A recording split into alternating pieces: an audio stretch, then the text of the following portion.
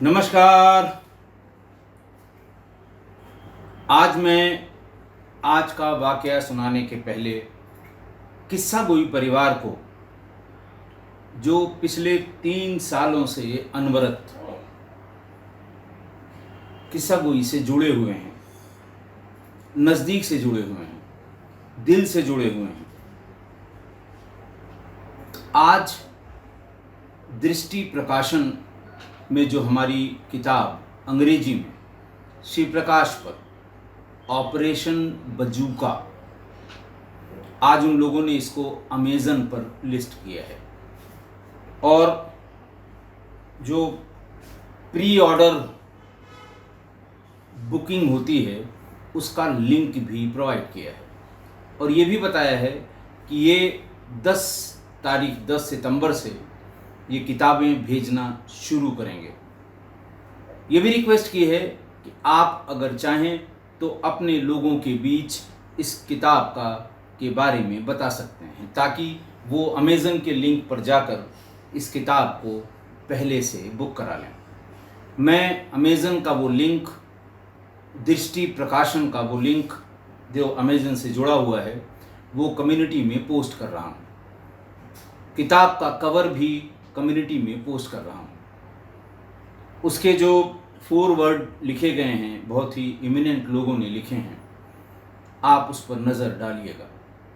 और इतने दिनों की मेहनत, मेरी हिम्मत ही तभी पड़ी जब आप लोगों ने बार बार किताब के लिए प्रेरित किया कि आप इस पर किताब भी लिखें। श्री प्रकाश पर हिंदी में जो किताब मैंने लिखी क्या थी, किस्सा गोई, जितना मैंने बताया था, जो हैंड रिटन डॉक्यूमेंट हमारे पास था, जितना इस तरह का जैसा मैंने आज के लिए आपके लिए तैयार किया है, वो उसी से मैंने बोल के ये किताब टाइप कराई थी और वो राजकमल प्रकाशन में पिछले 4 महीने से एडिटिंग में पड़ी हुई है। राजकमल प्रकाशन चूँकि बड़ा प्रकाशन है, उन्होंने समय लेने की बात की है कि साहब हम 6 महीने से पहले इस पे काम नहीं शुरू कर सकते हैं। बहरहाल वो भी फरवरी, मार्च, अप्रैल, मई में जब भी वो शुरू करेंगे उसकी टेंटेटिव डेट बता देंगे। लेकिन आज बहुत खुशी हुई मुझे, आज ये मेरी पहली किताब है और अंग्रेज़ी में इसको लिखा था राकेश गोस्वामी ने, जो Indian institute of mass communication में डिप्टी डायरेक्टर हैं दिल्ली में, मेरे मित्र हैं। जब वो लखनऊ में उन्होंने पत्रकारिता शुरू की थी तो वो स्टिंगर थे हिंदुस्तान टाइम्स में, तब से मेरे बहुत नज़दीकी मित्र थे। मैं कई बार बता भी चुका हूँ कि बरेली में वो मुझसे मिलने आए थे कोरोना के समय में अपनी गाड़ी से, और तब उन्होंने ये कहा था कि मैं इसको इंग्लिश में लिखना चाहता हूँ। मैंने अपनी सहर्ष स्वीकृति दी थी और मैंने अपनी वो मनुस्क्रिप्ट भी उनको दिखाई थी जो हिंदी में मैं लिख रहा था, वर्चस्व के नाम से। बहरहाल अभी आ गई है, देखने में ऊपर से बहुत सुंदर है, लेकिन मैं अपने परिवार के, किस्सा गोई परिवार के लोगों से ये कहूँगा, और अपील करना तो गलत शब्द हो जाएगा, ये कहूँगा कि आप ज़रूर इसको बुक करा लें, एक बार देखें और अपना मत इस पर व्यक्त करें। जब आपको मिल जाए पढ़ लें, मत व्यक्त करें, ताकि किसी अगली किताब के बारे में मैं सोच सकूं। अगला जो हमारे पास है, अब तक मैंने 500 एपिसोड्स का ट्रांसक्रिप्ट कराया है हिंदी में, एपिसोड वाइज, और प्रकाशक का ये कहना है कि आप इसे दे दीजिए, इसमें सीरीज़ तैयार होगी करीब 10 किताबों की। चाहें तो उसे अलग अलग कर लें, अपहरण का शीर्षक अलग, सीरियल किलर का शीर्षक अलग, ऑर्गेनाइज गैंग्स का शीर्षक अलग। इन अलग अलग शीर्षकों से कुल 10 किताबें इसमें बनेंगी, एवरेज 250 पेज पर बुक के हिसाब से। लेकिन ये मैं तभी करूँगा जब आप, ये मेरी जो पहली किताब है जो आज इन्होंने अमेज़न पे लॉन्च की है, लॉन्चिंग सेरेमनी ये बता रहे थे 10 तारीख को दिल्ली में कहीं करेंगे, मैं उसकी तस्वीरें या उस इवेंट को मैं ज़रूर आपसे शेयर करूँगा। लेकिन निवेदन यही है, परिवार के लोगों से निवेदन ही ठीक है कि आप इसको अमेज़न पे अभी बुक करा लें, ताकि प्रकाशक का भी हौसला बढ़ेगा और वो उसकी समझ में आएगा कि उसे इसकी कितनी प्रतियां प्रिंट करनी है। जैसा उसने मुझे बताया है, मुझे बहुत आइडिया नहीं है इसका, लेकिन उसको भी ये लगे कि ये किस्सा गोई का परिवार है। हमारे बहुत ही सुधी श्रोता हैं, बहुत ही सीरियस लोग हैं, देश विदेश में हैं, अमेज़न से कहीं भी डिलीवरी ली जा सकती है। तो मैंने सोचा अपने खुशी के इस क्षण को कि आज मैं लेखक भी हुआ, अब तक किस्सा गोई करने वाला, स्टोरी टेलर जिसे कहते हैं वो था, लेकिन अब मैं लेखक भी हो गया हूँ। आज प्रमाणिक रूप से मैं लेखक हो गया हूँ।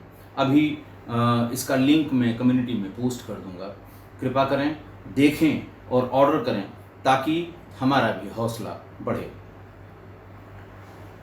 आज का प्रदेश है राजस्थान, जिला है अजमेर, जगह है अलवर गेट के मदार चौकी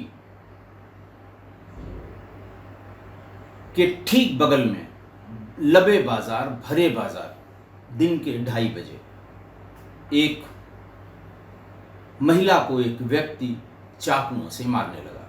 चारों तरफ भीड़ थी, मतलब अगर उसने चाकू उठाया होगा तो किसी न किसी व्यक्ति को जरूर टच किया होगा वो, लेकिन वो चाकुओं से मारने लगा।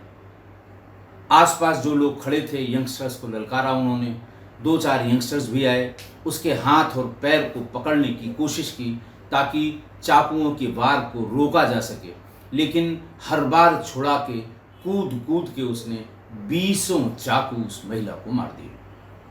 खैर भीड़ इतनी थी, भागने का कोई सवाल नहीं था, पकड़ लिया गया। जब वो मार रहा था तभी किसी ने कंट्रोल रूम को सूचना दे दी कि मदार चौकी के ठीक बगल में सरे राह दिन दहाड़े एक व्यक्ति एक महिला को चाकुओं से मार रहा है। बहरहाल दौड़ती हाँफती पुलिस भी पहुंच गई, लेकिन तब तक काम खत्म हो चुका था। पब्लिक ने उसको पकड़ लिया था, पुलिस उसे अपने साथ ले गई। बाकी की कार्रवाई जैसे पंचायतनामा भरना, बॉडी को सील करना, पोस्टमार्टम के लिए भेजना, ये सब पुलिस मौके पर करती रही और तमाशबीन इकट्ठा होकर कानों में बुदबुदाते रहे, क्योंकि पहचान उसकी तुरंत हो गई थी। 32 साल की महिला टीचर थी कीर्ति चौहान। वो वहाँ पास के कॉलेज में पढ़ाती थी। मारने वाला जो पकड़ा गया वो विवेक उर्फ विवान था उसका नाम, और उसकी भी उम्र 32 वर्ष थी।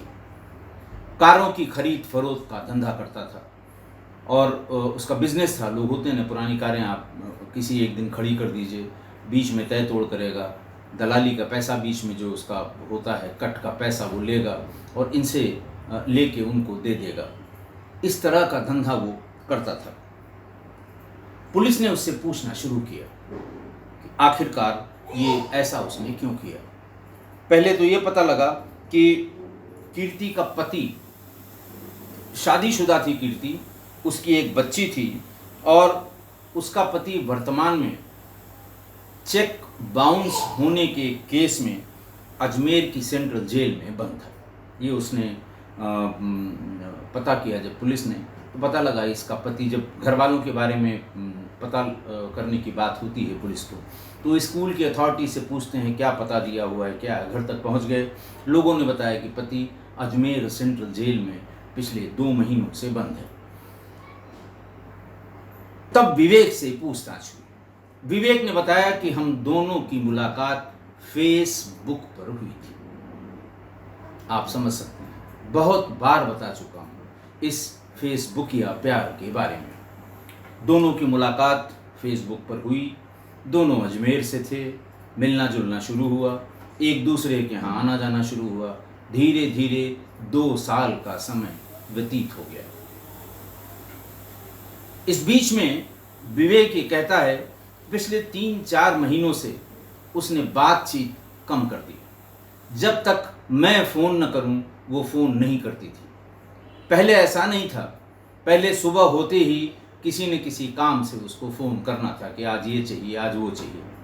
बातचीत में उसने बताया कि कीर्ति चौहान को मैंने 25-25 हज़ार की शॉपिंग एक बार में कराई है, और हाइट तो उसने ये भी बताई कि अभी कुछ ही दिन पहले, 6 महीने पहले, उसने एक आईफोन की डिमांड की थी कि मेरा फ़ोन पुराना हो गया है, हैंग करता है, मेरे साथ के लोग आईफोन इस्तेमाल करते हैं, वो तुरंत खरीद कर और आईफोन भी उसे गिफ्ट उसने किया था।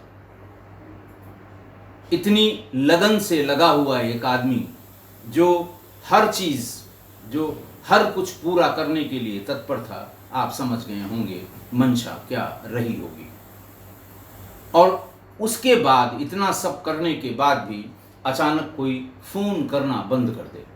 और जब विवेक फ़ोन करता था तो उठाती ज़रूर थी, लेकिन पिछले 15 दिनों से वो कभी कभार लेट रिप्लाई करने लगी। घंटे 2 घंटे बाद कि हम क्लास में थे, हम पढ़ा रहे थे, हम टीचर के साथ थे, हम बाज़ार में थे, दुनिया की बातें घर में छोड़ आए थे। ये सामान्य बहाने इस प्रकरण से जुड़े हुए लोग जानते होंगे। कब किसका फ़ोन उठना बंद हो जाए, कब कोई बहाना सामने आ जाए, कब किसकी कॉल रिसीव न हो, कब वो रिप्लाई करे और कहे कि 2 मिनट बात करेंगे। इस तरह की बातें जो भुक्तभोगी हैं उनके सामने बिल्कुल सारा नज़ारा निकल गया होगा, चल रहा होगा। बहरहाल जब उसको ऐसा लगा कि दाल में कुछ काला है तो उसने पीछा करना शुरू किया। पीछा करने से मतलब जासूसी करनी शुरू की।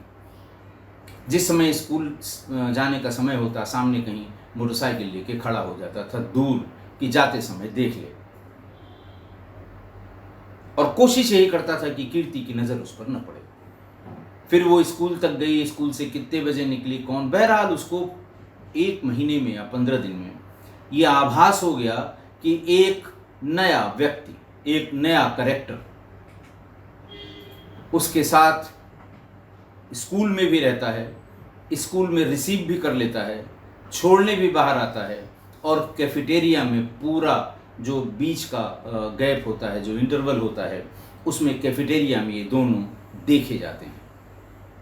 जब वो पूरी तरह से मुतमईन हो गया तो उसने फ़ोन किया। उसने कहा कि ये आदमी कौन है। फ़ौरन उसने सफाई दी कीर्ति ने कि अरे भाई ये प्रोफेसर अनिल शर्मा है, बड़े प्रोफेसर हैं, सीनियर हैं, कॉलेज में हैं, तो तुम्हें इनसे क्या लेना देना, तुम इनके बारे में क्यों पूछ रही हो। तो उसने कहा कि मेरी भी समझ में कुछ आ रहा है, ये आजकल पूरा दिन तुम्हारे साथ रहते हैं, ये कैफेटेरिया में इधर छुट्टी हुई कि उधर कैफेटेरिया में आप दोनों लोग जाते हैं। फिर उसने सफाई दी जैसा सामान्य रूप से कोई भी महिला इस तरह से सफाई, रे भाई तुम्हें हमेशा बिना बात के शक करते हो, कितने सीनियर आदमी हैं, फलाना है ढिकाना है, क्यों शक करने की कोई ख़ास वजह तुमने देखी है। हम देखो घर से निकले और कॉलेज गए, कॉलेज से निकले और घर आए, मैं कहीं आती जाती नहीं हूँ, किसी ने मुझे कहीं और नहीं देखा होगा। भांति भांति की बातें उसने सफाई में बताई। फिर भी नहीं माना विवेक, तो उसने कहा ठीक है, कल तुम कैफेटेरिया में आना, मैं उनको तुमसे इंट्रोड्यूस करा दूंगी, तुम खुद बात कर लेना, तुम्हें एहसास हो जाएगा कि तुम्हारी शंका सही है कि गलत है। विवेक ने कहा हाँ ये बात ठीक है, मैं भी उनसे बात करना चाहूँगा। उन्होंने कहा ठीक है, 1 बजे या 1:30 बजे जो भी समय बताया उस समय पे तुम आ जाना, हम दोनों लोग कैफेटेरिया में तुम्हें मिलेंगे। विवेक कसमसाता रहा, अगले दिन का वेट करता रहा और दिए गए टाइम पर कैफेटेरिया में पहुंच गया। कैफेटेरिया में पहले से ही प्रोफेसर अनिल शर्मा और कीर्ति चौहान बैठे हुए थे। कीर्ति ने बड़ी गर्मजोशी से विवेक का स्वागत किया, आ जाओ बैठो, और इंट्रोड्यूस कराया डॉक्टर अनिल शर्मा से कि हमारे पति के मित्र हैं। बातचीत शुरू हुई। प्रोफेसर अनिल शर्मा का जो एटीट्यूड था वहाँ पर, वो समझाने वाला था, और कि भाई क्या बात है, तुम क्यों इनको इस तरह से, ये बहुत परेशान हैं, कल से मानसिक रूप से बहुत परेशान हैं, क्या तुमने ऐसा कह दिया। ऐसा पोज करते हुए वो बात कर रहे थे जैसे उन्हें कुछ नहीं मालूम है। काफी देर तक बात करने के बाद कुछ आंखों के इशारे जो कीर्ति और प्रोफेसर अनिल शर्मा में हुए, उसको विवेक ने देख लिया। वो फौरन बोला कि चलिए अच्छा कोई बात नहीं है, मुझसे ही गलती हो गई, अब हम लोग चलते हैं। तीनों लोग कैफेटेरिया के बाहर निकले। बाहर निकल के 5-7-10 कदम ही चले होंगे, तब तक शोर हुआ, मार दिया मार दिया। और पागलों की तरह विवेक कीर्ति को चाकुओं से गोद रहा था। 3-4 लड़के उसको खींचने का प्रयास कर रहे थे। हर बार वो छुड़ा के गिरी हुई कीर्ति चौहान पर चाकुओं से वार कर रहा था। प्रोफेसर अनिल शर्मा जब तक कुछ समझ पाते तब तक वो लहूलुहान सड़क पर पड़ी हुई थी। भीड़ ने घेर रखा था, विवेक को पकड़ रखा था। 5 ही मिनट में पुलिस भी आ गई। बहरहाल पुलिस ने विवेक को गिरफ्तार किया। गिरफ्तार करने के बाद उसको जेल भेज दिया। कीर्ति चौहान अजमेर के ही कोटड़ा के प्राइवेट कॉलेज में टीचर थी और अभी अप्रैल में उसकी दोस्ती प्रोफेसर अनिल शर्मा से हुई थी और विवेक के बारे में अनिल शर्मा को पूरी बात पता थी। लेकिन बात करते समय जैसा विवेक ने कहा कि अनिल शर्मा इस तरह से बात कर रहे थे जैसे उन्होंने पहले कभी विवेक का नाम ही न सुना हो। और एक इशारा जो कीर्ति ने अनिल शर्मा को किया वो इसकी आंखों के सामने हो गया। मतलब नज़र बचा के किया जरूर, लेकिन आंख उसी पल पर पड़ गई विवेक की कीर्ति की आंखों में।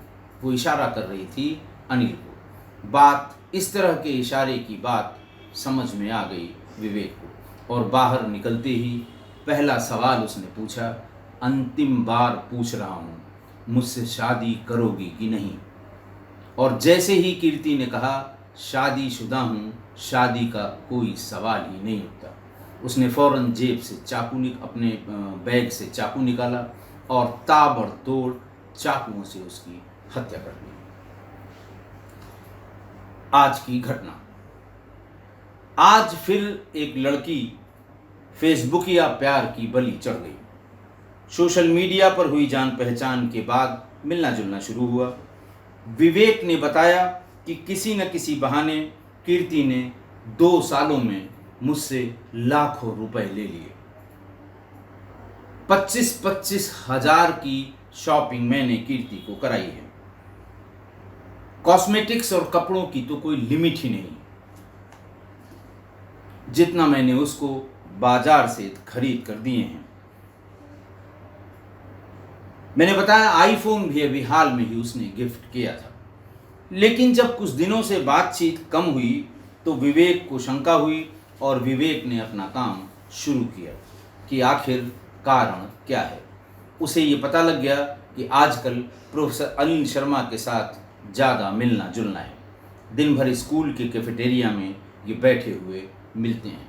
सफाई मांगी उसने, कौन है, इतना समय उनके साथ दिन भर रहती हो, मेरे लिए अब वक्त भी नहीं है। इस तरह की बातें जो आपस में ऐसे संबंधों वाले लोग एक दूसरे से करते हैं कि मेरे लिए टाइम नहीं है। उसने अपनी सफाई में कहा कि साथ में पढ़ाते हैं, प्रोफेसर हैं, सीनियर हैं, ऐसा है वैसा है, तुम कल आ जाओ कैफेटेरिया, मैं मिला दूंगी, तुम्हारी शंका का समाधान हो जाएगा। और प्रोफेसर साहब को पूरी बात उसने बहुत पहले से ब्रीफ कर रखी थी विवेक से। जब ये बात विवेक से हो रही थी कि कल तुम आ जाना, उस समय प्रोफेसर अनिल शर्मा भी साथ ही में थे।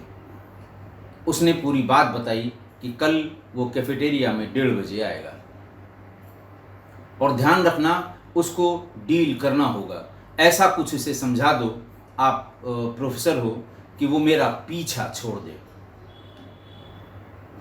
मतलब सारी नेगेटिव बातें अनिल शर्मा को बता दी ताकि अनिल शर्मा को कहीं शक न हो जाए कि मेरा उसका पहले से संबंध है।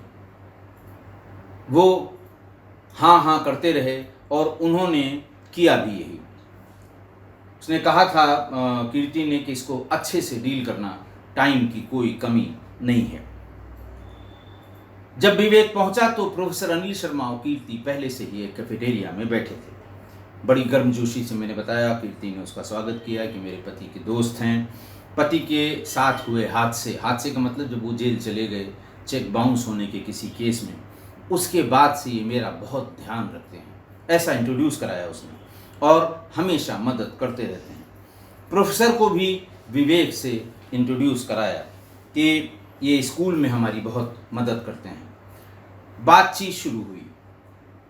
प्रोफेसर ने विवेक को समझाना शुरू किया कि ये होता है, फलां के साथ ये हुआ था तो ये हो गया था, तो ऐसा नहीं होना चाहिए, शादीशुदा है, ये परेशान क्यों है, दो दिन से बहुत दुखी है और ऐसा दुख नहीं पहुंचाना चाहिए। इस तरह की बातें जो सामान्य रूप से बुज़ुर्ग तो नहीं, एक्सपीरियंस टीचर्स करते हैं, वैसा उसने किया। लेकिन इसी बीच में कीर्ति ने आँखों से कुछ इशारा किया बात बदलने का, या जो बात चल रही थी उसको रोकने का। ये इशारा आँखों में दोनों लोगों ने किया। कीर्ति ने प्रोफेसर अनिल शर्मा को, और लेकिन विवेक की निगाह इस इशारे पर पड़ गई। उसने तुरंत कहा कि अच्छा चलो अब हम लोग चलते हैं, मेरी समझ में आ गया, सब बात बिल्कुल ठीक है, गलती मेरी थी। ये कह के तीनों अपना उसका जो कॉफ़ी चाय का पैसा था उसको दिया और निकल पड़े। 4-5 कदम ही गए होंगे कि विवेक ने, अनिल शर्मा दूसरी तरफ मुड़े, ये दोनों एक साथ मुड़े। फिर विवेक ने पूछा, मैं अंतिम बार आज पूछ रहा हूँ, मुझसे शादी करोगी कि नहीं? मुझे आज हाँ और ना में जवाब चाहिए। बहुत दिन हो गया तुम्हें इधर उधर भटकाते हुए, तुम जब भी पूछो मुझे भटका देती हो। उसने भी कहा तो फिर जवाब सुन लो, मैं बहुत बार बता चुकी हूँ, मैं शादीशुदा हूँ, शादी करने का तो कोई सवाल ही नहीं उठता। इतना सुनना था। वो जो बैग हाथ में लिए हुए था, उसने बैग खोला, चाकू निकाला और इतनी भरी भीड़ के बावजूद ताबड़तोड़ चाकुओं से उसके ऊपर वार करना शुरू कर दिया। भीड़ में 4-5 लोगों ने उसे पकड़ने की कोशिश भी की, लेकिन वो बार बार छुड़ा के, उसने भागने की कभी कोशिश नहीं की, छुड़ाता रहा उसको और चाकू मारने के लिए, ताकि वो जिंदा न बचे। और जब उसने देख लिया कि अब इसके जिंदा रहने का कोई सवाल नहीं है, तभी जो भीड़ थी उसने घेर के पकड़ लिया।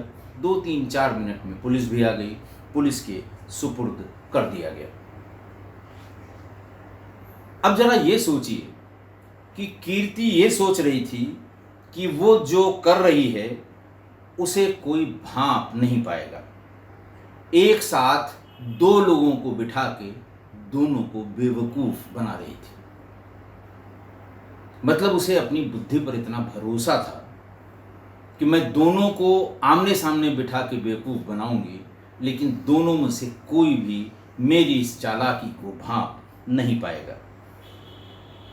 अब आप खुद सोचिए कि बड़ी बड़ी शॉपिंग, आईफोन गिफ्ट करना, ये सब कोई किस लिए कर रहा होगा? सब जानते हैं आप कि ऐसा कोई क्यों कर रहा होगा। और कीर्ति ये सोच रही थी कि नहीं, मैंने इसको बेवकूफ़ बना दिया, और ये बेवकूफ़ है, बेवकूफ़ बनता चला आ रहा है। और इसी कॉन्फिडेंस में अनिल के सामने भी उसने बेवकूफ़ बनाना शुरू किया, और अपनी इस बात पे जैसे कॉलर्स अप कि 2 को बिठा के दोनों को बेवकूफ़ बनाया मैंने। देखिए, सामान्य परिस्थितियों में, इस तरह की घटनाओं में, जहाँ किसी लड़के के कई लड़कियों से संबंध हो या किसी लड़की के कई लड़कों से संबंध हो, मैं पुरुषों से संबंध हो, तो उसमें महिला यही सोचती है कि बुद्धि और अकल दोनों सिर्फ उसी के पास है, बाकी सब बुद्धि के पैदल हैं, और इसीलिए सबको एक साथ बेवकूफ़ बनाना, वो कॉन्फिडेंस आ जाता है कि नहीं, हम सबको बेवकूफ़ ही बना लेंगे। उनको ये लगता है कि मैं जो कर रही हूँ, जो कह रही हूँ, जो सफाई दे रही हूँ, सामने वाला वो समझ नहीं पाएगा। ऐसा विकार उत्पन्न हो जाता है कि जब बुद्धि बट रही थी ऊपर वाले के यहाँ, तो सब मैं अकेले लेके भाग गई थी, बाकी सबके पास कुछ नहीं है। इसीलिए ये नुकसान उठा जाती है।